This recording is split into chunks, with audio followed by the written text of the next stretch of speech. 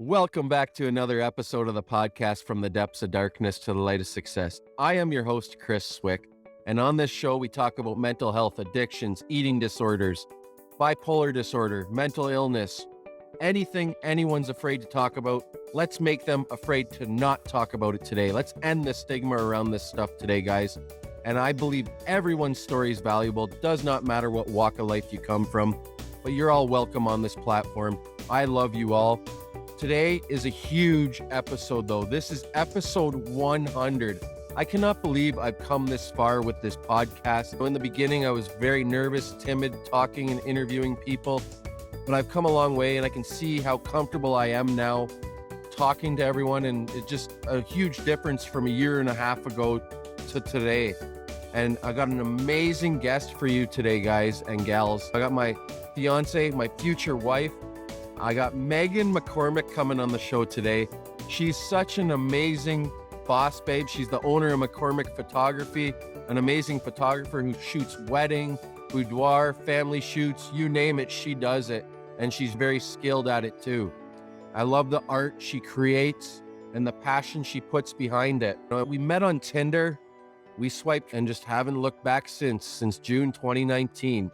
You want to take it away and let them know a little bit about you, though? Thanks for having me on your show, babe. I know we talked about it for some time about me being a guest. Pretty much from the moment you started this podcast journey, you wanted to have me on as a guest, and I kept finding excuses why not to do it. But finally, I said, "Screw it, just make me the 100th guest, and let's do this." So here we are, and I'm excited to be a part of it. Yeah, thank you so much. And everyone, we're going to dig deep into many different aspects of our life. We'll even talk about the engagement today a little later on. But first, what is something that you're proud of that you have accomplished over the past year, babe? I think the two biggest things would probably be one, as a business owner surviving COVID, just trying to get through the hurdles of everything that comes with that, and keeping my business afloat and still keeping my clients happy and entertained. So from a business standpoint, definitely that. And then I've also been on a personal journey of just life changes and on a fit journey. And with that, I've lost 42 pounds thus far. I've been working with a health coach, Amber Petron, who I also work out with at the gym. And through that, it's just helped me look at life differently. And it's not just from a losing weight perspective, it's just from a health standpoint in general. And I think those are my two biggest accomplishments this year thus far. And that's amazing. I'm super proud of you. And I know so many other people are with how far you've come with your weight loss journey. But like you said, it's not just the weight loss, it's about putting other things, having your diet on track and eating healthier. And it's just giving you a much better mindset. And I've seen the growth in you since you started this journey and even before that. And you've put up with a lot of shit from me, but Let's just say that's understatement, I guess you could say. it definitely is. And kudos to Amber as well. Like she's, if anyone needs a health coach in the local area or even online, reach out to Amber Petron too over on Instagram. I'll drop the links and stuff in the bio of this episode. And how did you find Amber? How did you come across Amber? I've known Amber's husband for some time, but I met Amber herself, like personally, working at the Good Life Gym.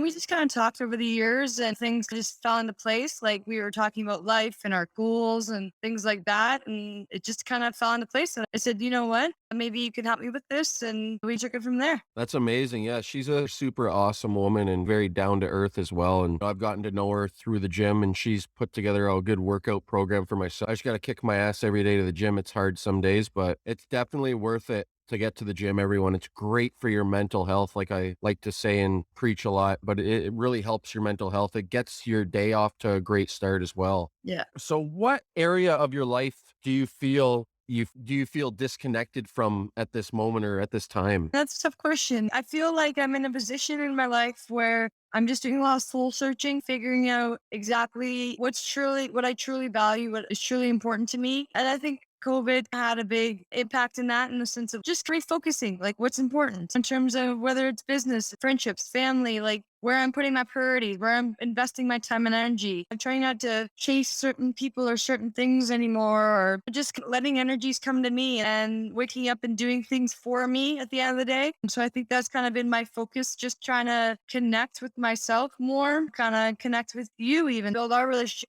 build our blended family relationship, connect with your kids more. And I feel like, if anything, I'm just trying to connect with what's important to me more than anything, then concentrate on what I don't feel. I'm just kind of gravitating gravitating to what I feel is right, I guess, if that's answering your question properly. It does answer my question. It's don't gravitate towards the negative, like gravitate towards what's important to you or anyone in life. Gravitate towards that important stuff and focus on that important stuff and prioritize your life. And you really have started to do that a lot more over the course of the last year. And you've helped me as well prioritize things instead of having my scattered brain all over the map. You've grounded a lot lately and kicked my ass, and I love it. I love your ass too. Thanks, babe. You got a fine booty yourself. So let's talk about that first time meeting me and talking. What was it like for you when the first time when we swiped and we started chatting and stuff like that? You didn't really want to meet me at first. After being Just another fuck boy. pretty much, yeah. I mean that sums it up. But I think being on Tinder at that point when I swiped right with you, it was close to 3 years of online dating, and anyone that's done online dating would understand that's a long time, and that's it's exhausting. I have friends that have been on it for weeks, and there's oh my god, I don't know how you did it for 3 years. This is completely exhausting. So by the time I swiped right with you, I was tired. I was really tired of the online dating world, and again, it was one of those things that like I go through phases of deleting the app and all that. I was pretty close to doing that with you. Not doing that with you, sorry, doing that with the app. And then I remember coming across your photo and you flick through the pictures, you read the bio, and there was a couple of pictures. I still laugh about this to this day. They weren't like composed. Well, they weren't actually put on the app properly. Like they were cropped weird. Like who uploads these pictures that are cropped weird? I was going to swipe left on you to the mere fact that you did not put up great pictures. Like you did not compose your pictures properly. They're cropping, like your face is cut off. I'm like, who does this? Like, what a knob. So anyways, I literally looked at your picture and my thumb over my phone went like left, right, left, like, ah, screw it. And I went right. And you were so quick to message me. And it was a big, lengthy, like couple paragraphs long. And I've gotten those before. And sometimes it goes like sometimes needy or catfishy. So I did give a bit of a red flag when you sent me a long-winded message. But regardless, like the more we talked, the more I sent wow, this guy's just a genuine guy. And I remember I wasn't too into the chatty at that time, but you were persistent, which I liked, and persistent and sweet. And you weren't off the hop like inappropriate or dirty, which you often get on those sites. You were just genuine, and I like that. And I sensed the genuineness from you. And I know we talked for some time before we even met. Like I think we talked on the app for close to 3 weeks to, if not a month, like before we even met for our first date. And then we met May 31st, 2019 at Beer Town in Waterloo. And Do you remember that date? oh, I remember everything about that. I remember I was late. I remember you were very patient that I was going to be late. And I remember walking in, you had your white shirt with flamingos on it and you're off tucked away in the corner. I just remember walking in and like this just feeling of chills and butterflies came over me. I know it's corny and I know people are like, oh, shut up, Megan. But it's true. And that's how I felt. And it's still how I feel when you walk into the room sometimes. I'm serious. Thank you. Yeah, no, it was a awesome time meeting Megan for the first time, although she was late, yes, but by a good time too, but that's okay. It was worth the wait though. I can tell you that. She walked in and I got the same sort of butterflies. I was a little nervous as well, especially you don't know who you're going to meet on these apps these days, but I met the love of my life, my soul, and I did ask her to marry me, not too long ago. And she said yes. I was surprised after all the bullshit. The first thing I noticed was I did like your tattoos and I thought it was weird because I actually prefer your beard now, like clean shaven. But when I walked in there and there's something about your beard that I'm just like, holy crap, this guy's a fucking hottie. There might have been some like food and some left stuff in that beard too with how big it was. The light that was at that point, there was probably some weird stuff going on in it. But regardless, I don't know, I got this energy from you. And then I remember when you got up at one point to go to the wash, I was like, damn, that guy's got a nice booty. And I was just like, I'm set. This is the one. He's all mine. Let's just skip right ahead to the engagement. I don't care. Fast forward. Yeah, that was 2019. It's 2021 now. Everyone. Nothing happened in between all those times. Well, yeah. There was butterflies and peaches and roses from the moment I met the engagement, Chris. No, it wasn't. And as everyone knows, I was in recovery, but it wasn't easy either because I did relapse a couple times through that point too, leading up to getting better and everything. But what was it like living with an addict for someone that's a non-addict like yourself? whole other world. No, I honestly don't even know how to explain it. Obviously, when I met you, I didn't know the severity of your own journey. I didn't know the severity of it. To be completely honest, I didn't really understand the depth of the addiction itself. I never grew up with that. I never experienced that with anyone in my own life. So it was definitely like, yeah, you watch movies, you hear stories, all that stuff, but to experience it hands on, it's eye opening on more levels than I can even explain. It's eye opening, not even from the component of a you and I thing or a you thing. It's just a component of the whole stigma with other people, how other people are view it, how other people react to it, how it affects the chain of people, like how it just it goes down the line of everyone. And I think that was the biggest eye opener. And I think through that experience with you, actually, as tough as it was and everything, it actually made me a better person. It actually opened my eyes to a lot of things and made me view my own life, made me view just other people's pain and other people's journey in a whole different way. I like to think of myself as a empathetic person. I always have been, always will be. But I think that kind of really pushed it to the limits in terms of what I'm capable of, in terms of loyalty, in terms of just being there for you and being there for myself. I had my own boundaries. And that I had to come to terms with what I could give you in that time frame, like help and support you. But then I also realized, wow, I'm not doing this stuff for me. And it was putting myself through that ringer of trying to be there for you and be supportive that made me realize, okay, I do need to step back sometimes. And I do need to realize I need to look after myself and put myself first before I do put others first in order to even help you, in order to even help others. And I think that there was so many elements and layers to that as much as some of the experiences that we went through sucked, it ultimately made us so much stronger. And I honestly don't think we would be where we are, necessarily even engaged, if we hadn't been through hell and back to be. Yeah, that's to put it lightly. Like we definitely went through hell and back with everything that I'd gone through. You've gone through your struggles as well. But at the end of the day, we've stuck through each other. If it wasn't for you, like you've said before to me, I've said it in posts on social media and stuff. If it wasn't for you, though, I really would probably be dead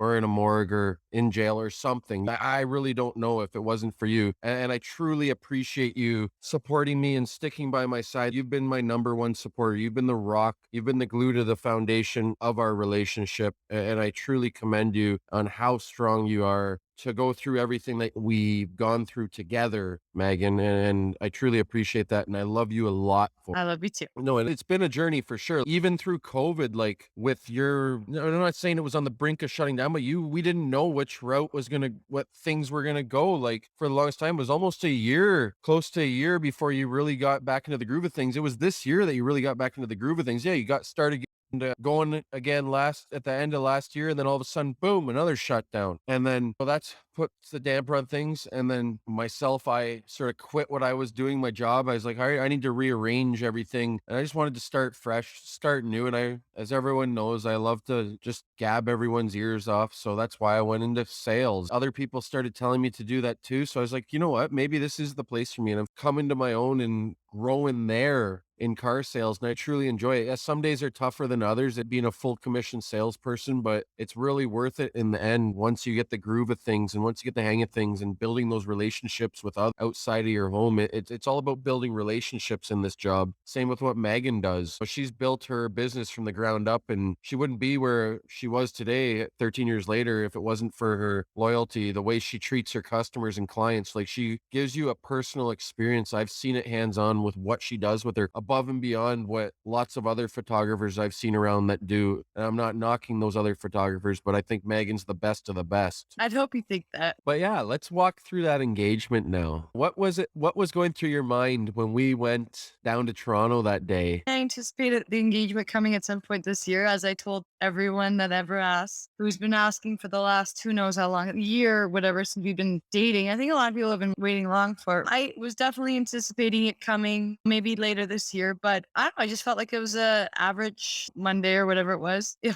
it was Monday. A typical Monday. We dropped your son off in Bowmanville. And so I thought we go to Toronto and then you took me to Liberty Village. I'm like, okay, yeah, I like Liberty Village. Good call. Like, good date option. I like this. Let's keep going. We're walking around Liberty Village and I don't know. Then I just got this weird energy from you that I was like, okay, why is he being awkward? I showed First, it wasn't Liberty Village. we were there today. That's what I was like. Graffiti Alley. Sorry. We were in Liberty Village today. I'm sorry. I just mess everything up. Whatever. So moving on. Graffiti Alley. Yeah, there we go. Got that right. Yeah, I was like showing you the wall that I liked and everything like that. But he kept circling me back to the wall. And I'm just like, okay, like I get it. I've shown you this wall. I like it. We've checked it out like 3 times now. Why don't we move on? And I don't know. I just felt like this lingering energy from you. I didn't really know what was going on. And we had taken a selfie at this wall and you wanted to find someone to take an actual photo of us. But then when it came to asking someone, you were super awkward, which is not like you. Normally you'd be chatting with every single person that walks by. So that kind of threw me off. But again, I still Well, for all the guys out there, how nervous would you get when you're about to ask your future wife to marry you? I was very nervous. I was kept swatting her hand away from my ass because that's where the ring was. It was in my back pocket. And yes, we did keep circling back to this, but I didn't have the balls to ask anyone. And there was I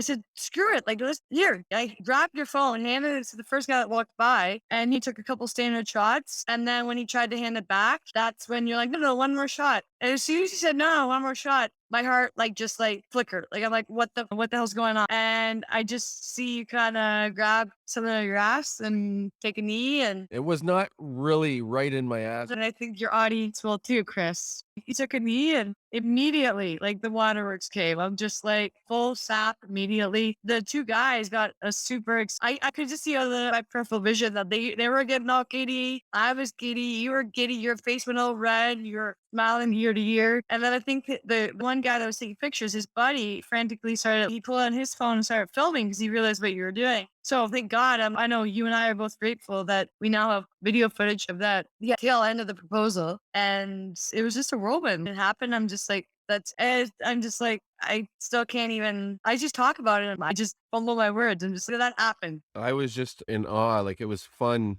planning this whole thing. I didn't know if I was going to do it that day, but I was just like, you know what? Let's just do it. I had picked up the ring the day before and I had some thoughts in mind. All right, how am I going to do this? I was just, you know what? We're going to go to Graffiti Alley. My woman loves street art. She's a photographer. She loves shooting in Graffiti Alley. It's one of her favorite spots to be at in Toronto. So why not? Let's just go do it here. It was a beautiful sunny Monday, Labor Day Monday. Let's just get this done and get it out of the way. No more beating around the bush. No more waiting. Let's just do it. And here we are today. And I have a lovely fiance now a week later. It's just been it's been a whirlwind since. I just can't focus on anything other than my massive ring. I'm glad you love it. And she loves it because I got her rose gold. That's her favorite, everyone. I did well. For once I did well, everyone. Not in trouble. Let's be real. You're in trouble pretty much daily. And I want to shank you pretty much, but you're super cute. So there's that. You're pretty cute yourself. Right now. Oh, wow. Very egotistical there. What do you think is the most important part of a romantic relationship? I think spontaneity and genuine affection. I think you have to mix it up. I think it's important to have your random date nights. I love to curl up with you and watch movies some nights, but to be real, we had a year and a half of that during COVID, and you got to mix it up now, whether it's going for a hike or going out for dinner or whatever it is. I think it's just switching it up and getting up together. But I think it's also just enjoying each other's energy, enjoying each other's, I hate to say it, bodies, like just enjoying touching each other, enjoying all that. Just be in love with the moment, be in love with what you're doing and the fact that you got to hold each other all day, every day. And just, I think a lot of couples take that for granted. And I think that if I could hold you all day, every day, I would. I know some couples aren't like overly affectionate like that, but I think even if you're not, you don't realize the energy you get from each other just by whether it's holding hands or just that sort of thing. So I think that definitely helps with the energy of the romance and the energy of the connection with 2 people. I like that you say that too, and have it planning those date nights. You have to get out and just enjoy one another company. Doesn't matter what it is. And Megan and I, through therapy, just like we do go to therapy separately together, and we've learned lots. Like, and our therapist has even said we each plan a date night a month. We try to at least plan a date night. And Megan, I won't take credit for any of this because Megan's the one that created this big list of things, and we can check it off, and it gives us ideas of things we can do with one another. So it's very nice to do those types of things and find out what sometimes you don't like to do the things your partner does, but you just go do them because you love your partner. What do She doesn't like, you what I like to do? I'm just saying, like, in general, like, sometimes, Megan didn't like fishing and I like fishing, but I got her to come fishing. She doesn't mind it. I don't think it's her most favorite thing, but she will come. I'll give her that. It's nice. Next thing I'm going to try and convince her to do is ride a damn bike. It's not that I'm opposed to it. I'm just accident prone and I will get hurt. And I know a few of my friends will find them hilarious because they know how easily I am accident prone. I'll probably, knowing my luck, I'll probably get hit by a car again or something. I don't know. That's okay. We only laugh once. Wow. Hopefully someone's there to videotape it. There you go. Okay. I'm joking. It couldn't be as bad as the trunk shutting on your head the other day. Yeah, it's a everyday type of thing for me. Doing something like that. Now, I'd like to see you skydiving. Will you ever do that? Yeah, in one of those simulators. Oh, so you won't do the real thing. Maybe. Might be. Liar. You're just saying this for your audience. And you've said privately that your feet stay on the ground. You will never go skydiving because you're a wussy. That's right. You're right. My feet do stay on the ground, and I tell my kids that too now. I go to the fair, and that's where they stay, is on the ground. Yeah, you got that right. What makes someone a bad kisser in your opinion? That's a weird question. Yeah. What makes someone a bad kisser? I don't know, like too much or too little of the tongue. I'm never saying that, but it's true. I've had both scenarios where it's just, I feel like I don't know. Yeah, it's just all teeth or something, but it'd be like, there's gotta be a nice gentle balance. Am I a good kisser? And you're the best kisser ever. And I'm not, I never want to kiss another man again. Your lips only. Would you kiss a dog? No. I love you, babe. You're a pretty good kisser. Thank you. You're welcome. I just have to remind you, my family might listen to this. Do you want to make out through the screen for them? Not for them, but No. Oh. What's your... are you going to interview me or awkwardly stare at me? Well, I'm enjoying it. I do this, guys, sometimes when I'm at the gym, and I'll take a little longer of a break between sets, and I'll just stare at her nice booty because it's just beautiful. And sometimes I try to snap some photos, creep at the gym. Okay. What are the most difficult topics for you to share with me? I don't know. I share pretty much everything with you. What do you find hard to share with me? I guess some insecurities that I still deal with. Just obviously, if I struggle to share them with you, I struggle to share them with the podcast world. So I feel like everyone, they have their own insecurities, whether it's a body image or I think I still struggle with that a lot. Even when it comes to you, I feel like there's certain aspects that I still try and find confidence in. So there's elements to that I feel like that's probably one of my biggest insecurities. But I don't know. I feel like with you, I share almost everything with you. That's a tough question, to be honest. Yeah, no, that's fine. What are 3 things you do for yourself on a daily basis to keep your mental health in check? Like, what are 3 things that you do to take care of your... The gym, that's first and foremost. So I think I go at least 5-6 times a week, and that's my priority number one. If I don't have that, I'm anxious. And you've experienced it, and I just feel off. It's my stress relief. So that's the first and foremost. I think before everything, I need to work out. So that's my number one thing. It's also important for me to take time for myself, whether it's like a long hot bath or a long walk after my workout. Like I need that time. It's almost like I need that adrenaline release from the gym. And then I need that cool down, come down, whether, like I said, it's just relaxing by myself or going for a walk and releasing of my thoughts. I feel like when I go for my walk, I come up with all these ideas and then I just let them sit once I'm done with the adrenaline rush. So those are my biggest things that I do for myself. And then I'll also make little notes throughout the day. Like I do a lot of stuff on my phone, make notes. So I'll just make some notes, whether it's how I'm feeling or something that like is really important to me that I want to finish or accomplish. I'll put on my to-do list and make that my priority. So that's how I put myself first. That's always good. You have to put yourself first, because if you don't put yourself first, you can't be of any service to others. It's just like the old saying, you got to be able to love yourself before you can love others around you, and give yourself a big hug. When you were a kid, did you have posters on your wall? And if so, what ones were they? Well, you had some of Kent McDonnell. I really love that man. God. Wow. Anyways, I had my wall from... Still loves him to this day, even though he's married. Oh, shut up, Chris.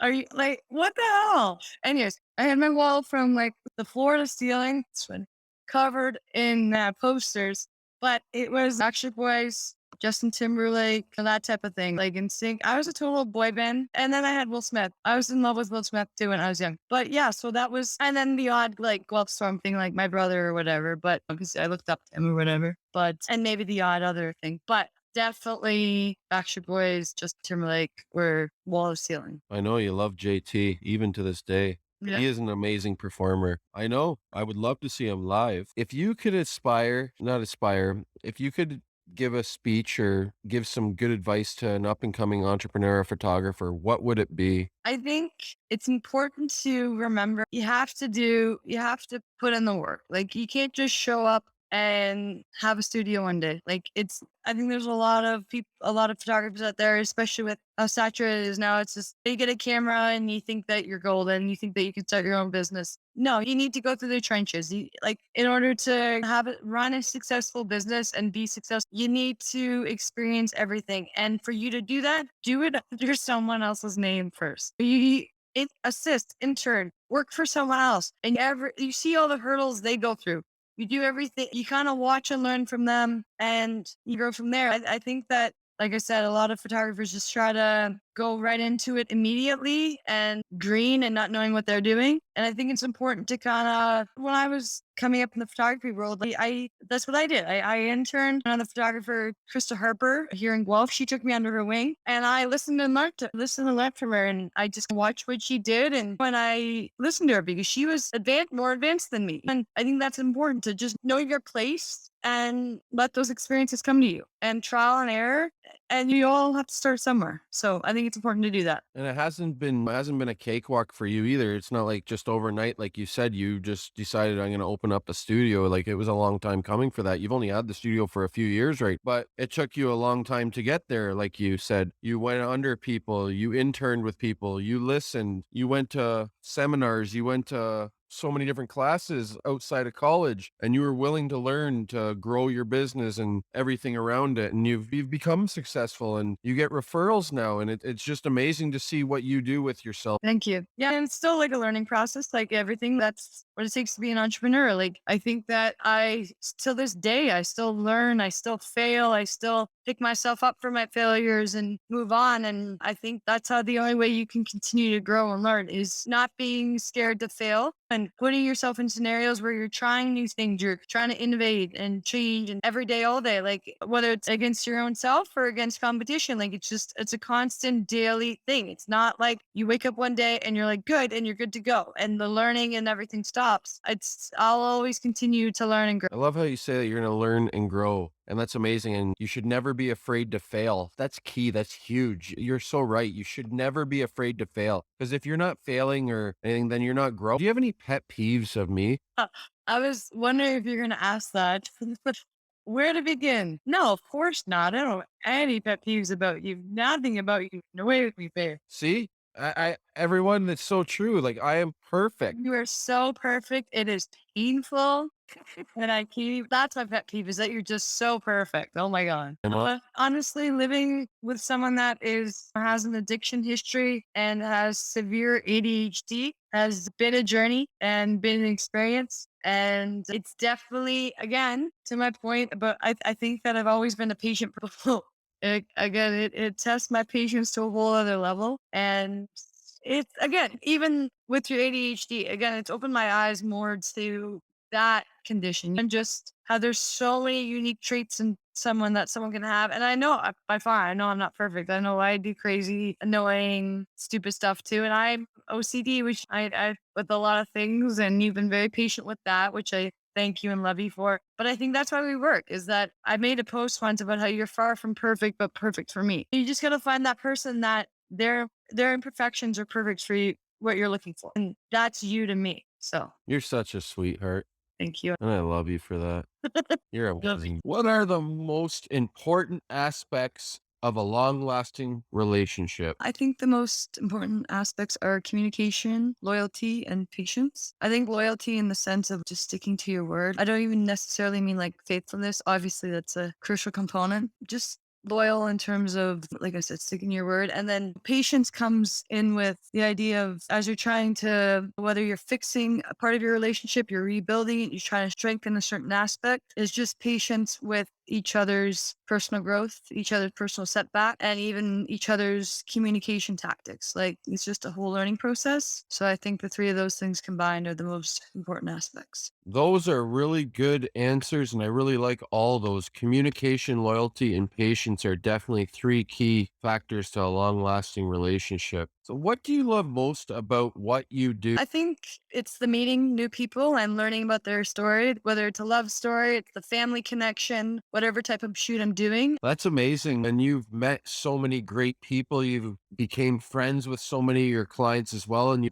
long lasting relationships that you've grown through this business you've started as well. Yeah, absolutely. Yeah, some of my clients, I go out for dinner with them. Like they come over and they have drinks. It's amazing just to connect with them on that personal level, aside from just shooting. And then when I go and photograph them again for another shoot, we have that personal element. So we have like inside jokes and we have that rapport that we can bounce off each other. So it's really great just building those relationships even outside of that. And do you believe that's why you stand out from other photographers, I guess? I think it's a huge component. I think that a big factor of what makes me great at what I do is just how am able to get in the vibe with my clients and groove with them, make them comfortable. Because ultimately, if I can make my clients comfortable, I'm going to get more natural images, more natural shots. So I do think that's a huge aspect of kind of why clients ultimately choose me is because they like me as a person. And you are such a fun, loving, bubbly individual. You're very patient, you're loyal, you're honest, you shoot right from the hip.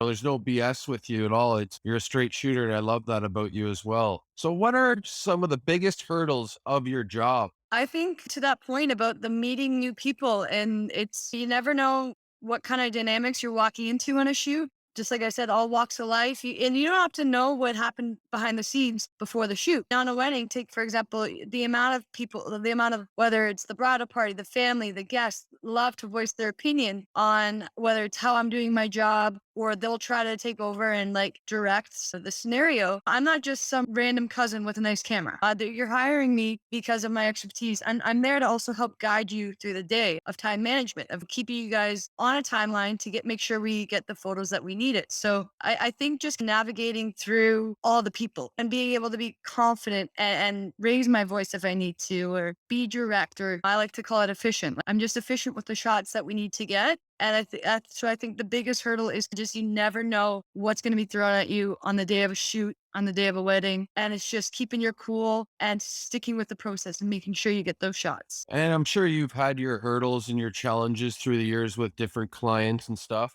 but you are a pretty calm, cool, and collective woman, and you present yourself very well. What are some hurdles and some challenges that you've had in the past, though, at weddings or shoots and stuff like that? And how did you overcome them? I think just even just small things, not expecting it to downpour. You know what I mean? We could do what we can. And I always make sure I always make sure I have backup plans. Like I said, roll with the punches. Like at this point, after 13 years of shooting, I kind of know, have my backup plans in terms of X happening, just little mishaps. And I make sure that I have the communication set in my head in terms of how I'm going to respond. A client that's maybe a little anxious, or a mother, father of the bride or groom that want to tell you how to do your job. It's having those backup plans and just going through the motions. Like, yeah, when I first started, I stuttered and I tripped over my own 2 feet out of fear of I don't want to upset this person or whatever. But as I got doing it more and more, I built the confidence, and I realized that I have to show that I'm the boss. I'm there to make your day fun, but I'm also there to get stuff. I love that you say that you can have fun, but you also are there to get a job done that you've been hired to do.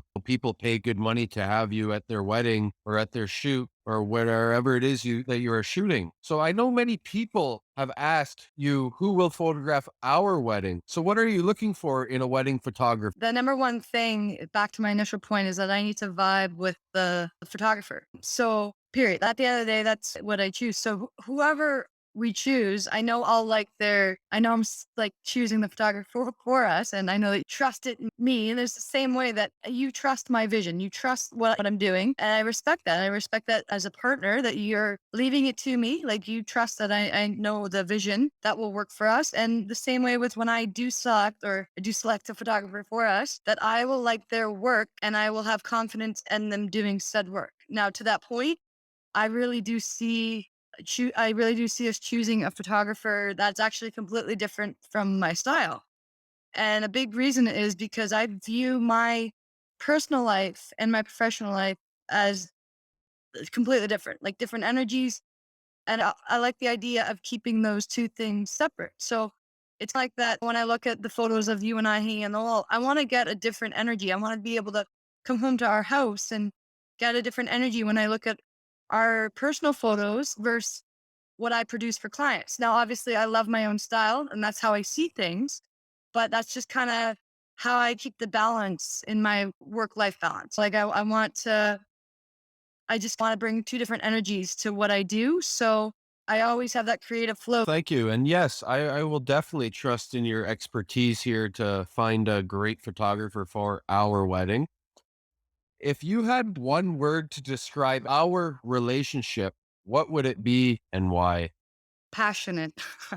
And I say that because we love passionately. Like, I love you beyond words, but we also fight passionately, as you very well know. But on top of that, we try passionately. When crap hits the fan, we still try to, fix the situation. We try to do better individually and as a couple. So at the end of the day, it's definitely a very passionate relationship. And that's what I love about it. There's definitely lots of passion. There's lots of fire in this relationship, whether it be good or bad. Yes, she is everyone. We do fight very passionately. We're both pretty bull-headed people. We're stubborn, but we get along well for the most part. But what relationship wouldn't have arguments, wouldn't have fights? We got to learn how to grow and evolve from those and learn how to settle those arguments in a positive and not a negative manner per se. What's one difference between us that you absolutely love? I think the polar opposites, there's components of our personality that are very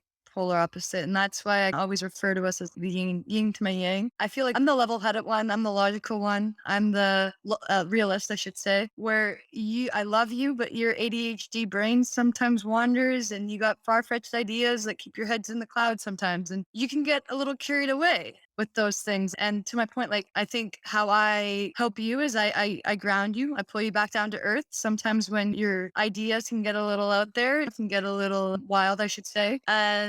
But to that point, I feel like you have this childlike imagination and relentless positivity about you that also helps me with my own creativity, my own hurdles through my own anxiety. And on the days I stress or I overthink, sometimes just that little dose of your positivity or your optimistic views on life help me have a clearer picture of what I need and what I need to do and what I want. So I think in that sense, we really balance each other out. And I think that's what I love most about us. I can't deny everyone. I definitely am childlike some days. My ADHD does get the best of me, but that's okay. One day at a time. As long as I remember to take my medication, usually the day goes pretty good for the most part. But I do get creative. I can start. Sometimes there is aliens popping up in our living room once in a while. The spaceships, they get created. And look at the one floating behind Megan right now. It's amazing. It looks just beautiful in there, back in the lights. But what is your favorite place to be with me? I honestly I can't even wrap my head around your last response. But that's my point. Like, sometimes you just start on these tangents and I'm just like, where are you going with this? You sound crazy. And to people that don't know you, they probably think you're crazy. But I just know that you are just a unique individual that I love with all my heart. But to your question, where do I like being most with you? Yep. Honestly, anywhere, as long as I'm wrapped up in your arms and my head's against your chest. I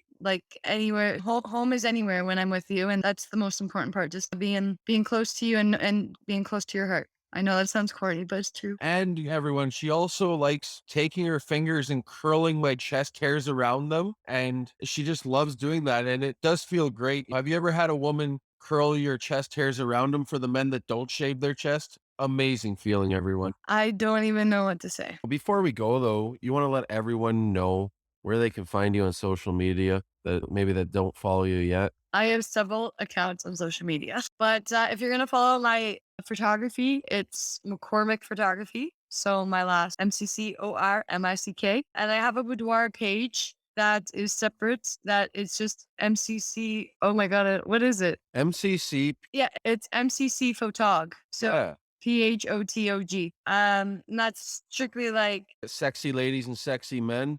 Sex, I know. I was gonna say that. It's primarily boudoir, but yeah, some other stuff too. And then my personal page is Max McCormick. But And follow our couples account, guys.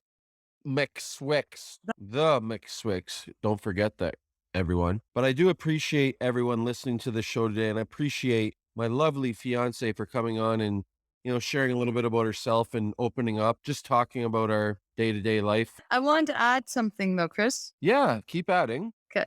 I back to we were talking about failure, and something that I thought about even prior to us having this episode was, yeah, you're interviewing me, but at the same time, I just want to give recognition to you. I know this sounds like a weird segue, but and I want to preface this with, this is a compliment. Okay, so please take it as a compliment and hear me out before everything. But the reason I'm so, I guess, proud of you and just in awe of everything is your failure.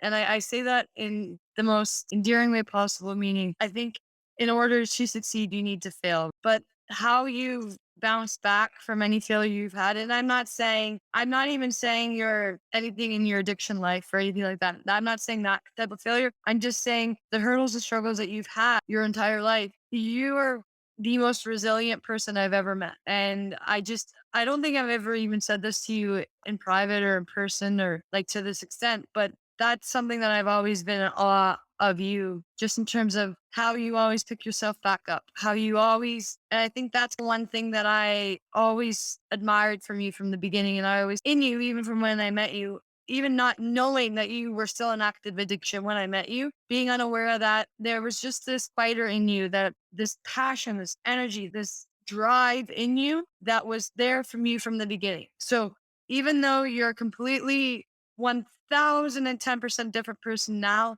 than you were when I met you, I fell in love with you from the moment I met, and you're completely different. I grow to love you more and more every day. But it's because that person, that little element that was sparking in you when I first saw you, is who you are fully today, if that makes sense. And I feel like I knew it was deep in you, but as I saw you go through your struggles while I was even with you, with your addiction, and then coming out of that and going through your recovery and everything that comes with the early stages of recovery, I saw that flame and I saw that spark and I saw that resilience grow in you to just this energy that I can't even explain. And so many people have said to me that you have this energy about that they're attracted to, and that you have this vibe to you. You got this persona about you. And I'm like, yes, thank you. I saw that from the beginning. That's why I love this man. And that's who you are today. And it was so like small, I think, when I met, but then over time and just through failure is what I'm getting at. Through failure is where it really took over. And that's where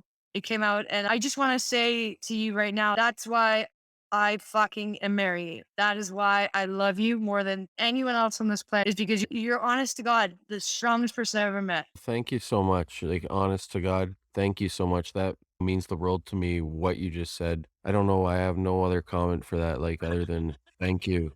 Thank you. I really don't know what else to say. No, I truly appreciate you, and I just want to squeeze those cheeks. No, I appreciate everything about you. Like, you're a very strong-willed woman to put up with the shit that I came with, the baggage I came with, the bullshit I put you through a couple years ago. But here we are, stronger than ever, and it's just gonna get better from here, I think. We're not looking back. Like, we just keep trucking forward. We not with blinders on either. We're very aware of our surroundings and what goes on, and if there's something to be fixed, we try and fix it right away and not let it stew over it now.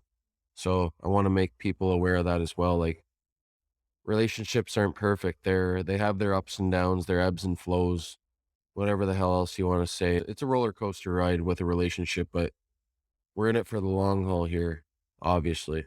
That's the end of this episode, everyone, for the third time. Megan had to add the segue and I loved it.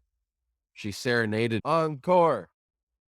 Anyways, I hope you all enjoyed today's episode 100. If you could head over to Apple Podcasts and leave this show a 5-star review, it'd be greatly appreciated. Write a little blurb. Let us know what you think. Or head over to Anchor FM. Leave me a voice note too. I love voice messages and hearing all your sexy voices. So, anyways, I hope you all have a great rest of your day and take care, folks. Thanks again, Megan, for coming on the show today.